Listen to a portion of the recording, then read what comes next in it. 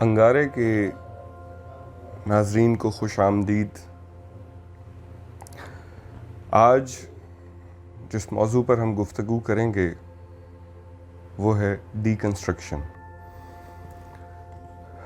وہ ترقی پسند تحریک جس کا آغاز انگارے کی اشاعت سے سمجھا جاتا ہے، اردو تنقید کی روایت میں اسے بہت سو نے کبھی پرانا، کبھی نعرہ، کبھی کچھ اور کہہ کر مسترد کرنے کی کوشش کی،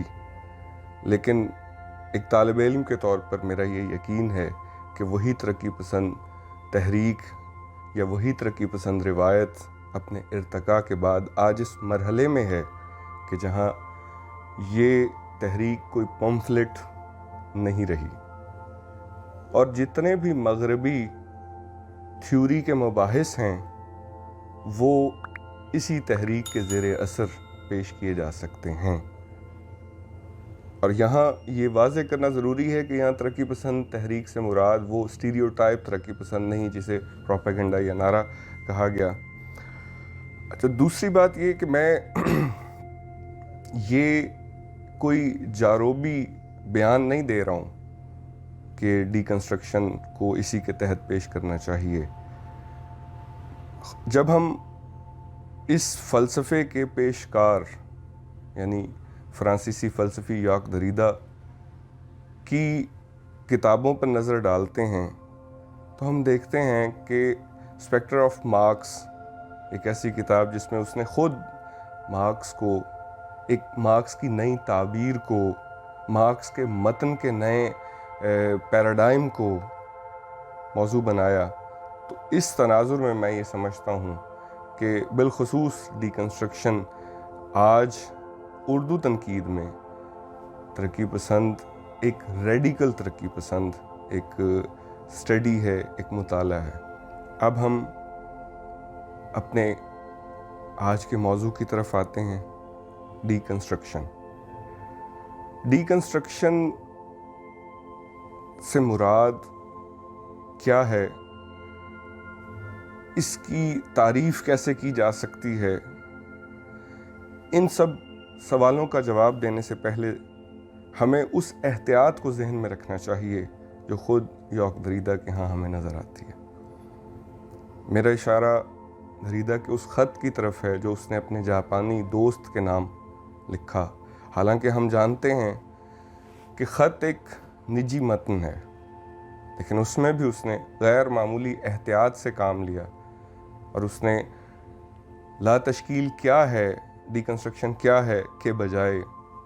ڈی کنسٹرکشن کیا نہیں ہے پر زیادہ بات کی، بلکہ یوں کہنا مناسب ہوگا کہ ان عوامل ہی کو موضوع بنایا کہ جو ڈی کنسٹرکشن نہیں کہلا سکتے۔ ایسا کرنے کی وجہ جو سمجھی جا سکتی ہے وہ یہ کہ ڈی کنسٹرکشن ہر حتمی حوالے کے خلاف ہے، اور ڈی کنسٹرکشن ایک کلی، ایک مکمل ایک اصطلاح ہے، یعنی اسے ہم ڈی اور کنسٹرکشن کے حوالے سے نہیں دیکھ سکتے، یہ ایک ہی لفظ ہے۔ یہ موقف کہ یہ ایک ہی اصطلاح ہے، یہ موقف دریدا کا فلسفیانہ موقف ہے، لیکن ایک طالب علم کے طور پر جب میں نے اس پر غور کیا تو پہلا سوال یہ ذہن میں آیا کہ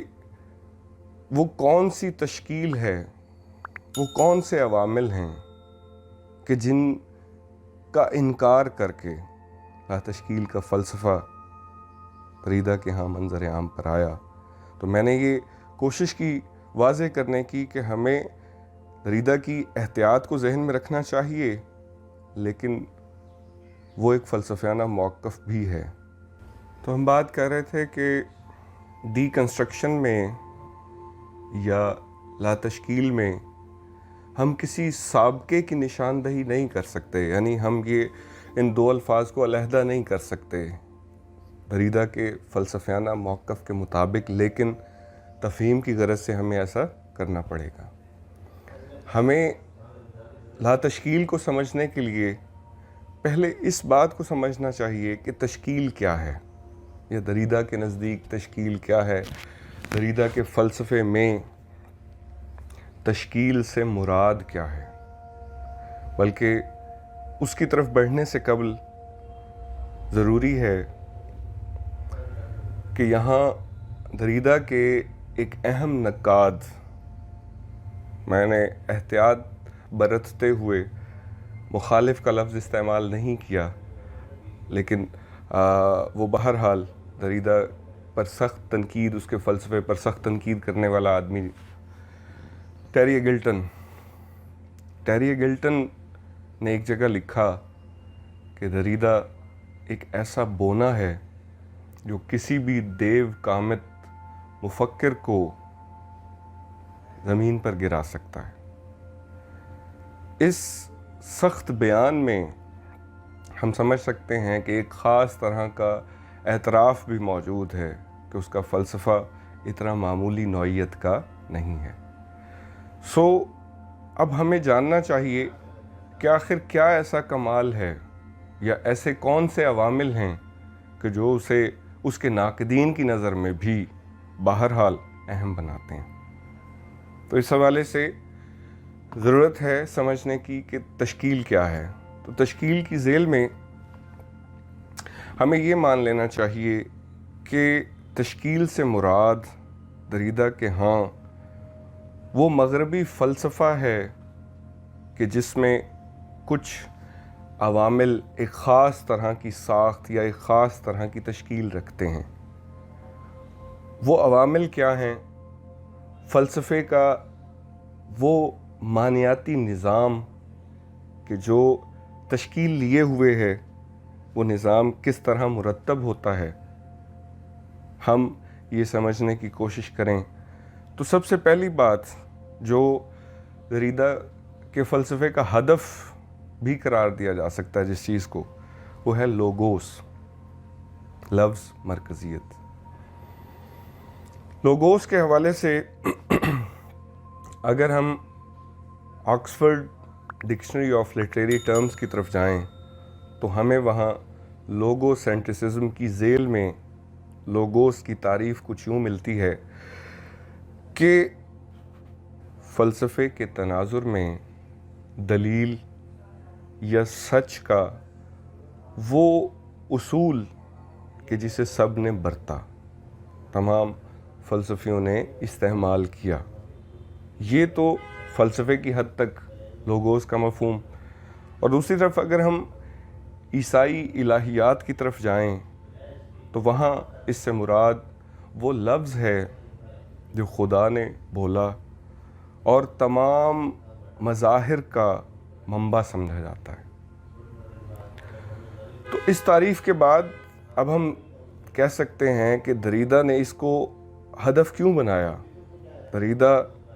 ہر مابعد الطبیعتی ضابطے کے برخلاف بات کرتا ہے،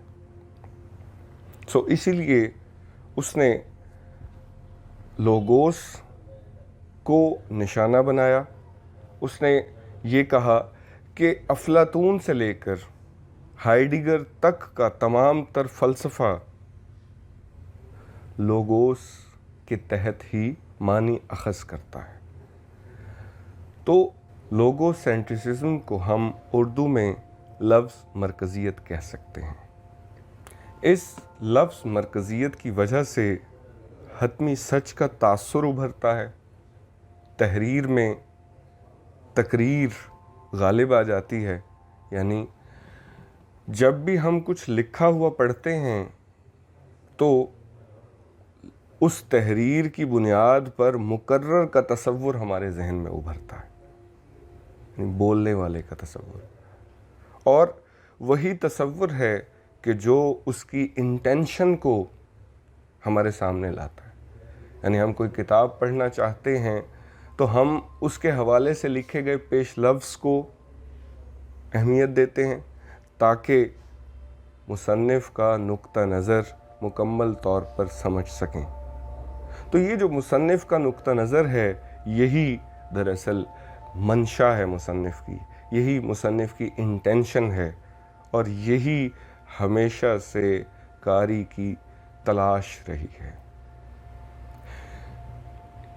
یہ جو بات ہے کہ یہ قاری کی تلاش رہی ہے، اس حوالے سے دریدہ جو دلیل دیتا ہے یا جو مثال دیتا ہے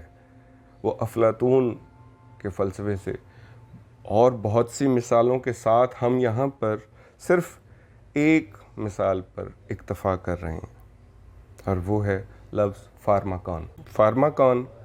افلاطون کے متن میں ایک ایسا لفظ ہے کہ جو دو مختلف یا دو متضاد معنی رکھتا ہے، زہر اور تریاک۔ لیکن دریدہ کا اعتراض یہ ہے کہ افلاطون کے متن کو ترجمہ کرنے والے نے بھی اس لفظ کے ایک ہی معنی پر اکتفا کیا، اور وہ معنی تھے زہر۔ تو ابھی تک کی ہماری جو گفتگو ہے اس میں ہم یہ سمجھ سکتے ہیں کہ جس تشکیل کو ہم واضح کرنا چاہ رہے ہیں اس تشکیل کی بنیاد ہے لوگوس کے ذریعے پیدا ہونے والے حتمی سچ کا التباس۔ اسی حتمی سچ کی تلاش میں قاری مصنف تک پہنچتا ہے اور مصنف کی منشا کو اہمیت دیتا ہے۔ اس کے علاوہ تشکیل کی نشاندہی کرنے کے لیے ہم جس دوسرے لفظ کو اہمیت دے سکتے ہیں، تصور کو اہمیت دے سکتے ہیں، وہ ہے کائنات کی ابتدا کا تصور۔ یعنی کائنات کو ایک ابتدا یا ایک آغاز کے تصور کے تحت ہی سمجھا گیا۔ یہ مانا گیا کہ ایک شروع ہے کہ جس کی وجہ سے تمام چیزیں تمام مظاہر مورز وجود میں آئے۔ اس ضمن میں دریدہ روسو کی مثال دیتا ہے۔ روسو نے کہا تھا تمام زبانیں تاثر کے اظہار سے مورز وجود میں آئیں، اور یہی تاثر کے اظہار کی زبان اس کے نزدیک فطری زبان ہے۔ اور دوسری طرف اس نے کہا کہ فطری زبان کو اگر ہم گرامر کے پیچیدہ اصولوں کے ذریعے سمجھنا چاہیں تو ہم تجریدیت کی طرف جاتے چلے جائیں گے۔ اس کے علاوہ جو دوسرا اہم پہلو جسے دریدہ نے اہمیت دی روسو کے حوالے سے، وہ یہ کہ روسو نے فطرت کو ثقافت پر ترجیح دی۔ اب یہ وہ ضابطے ہیں یا یہ وہ حوالے ہیں جو ایک تشکیل کو بنیاد بنا رہے ہیں یا ایک تشکیل کو قائم کر رہے ہیں۔ ان حوالوں کی وجہ سے ساخت کا ایک تصور ابھرتا ہے، اور اس تصور کے حوالے سے دریدہ ایک جگہ لکھتا ہے، اگرچہ ساخت یا ساخت کی ساختیت بھی ہمیشہ حد بندی قائم کرتی آئی ہے، لیکن یہ حد بندی اس لیے قائم ہوتی تھی کہ ساخت ہمیشہ موجودگی کے مرکز کی طرف لاتی ہے۔ یہ ایک ایسا مرکز ہے جو طے شدہ آغاز رکھتا ہے۔ اب اس تعریف یا ان جملوں کی مدد سے ہم یہ سمجھ سکتے ہیں کہ دریدہ ان عوامل سے انکار نہیں کر رہا، بلکہ وہ یہ سمجھانا چاہ رہا ہے کہ ان کی وجہ سے ایک ساخت قائم ہو گئی ہے،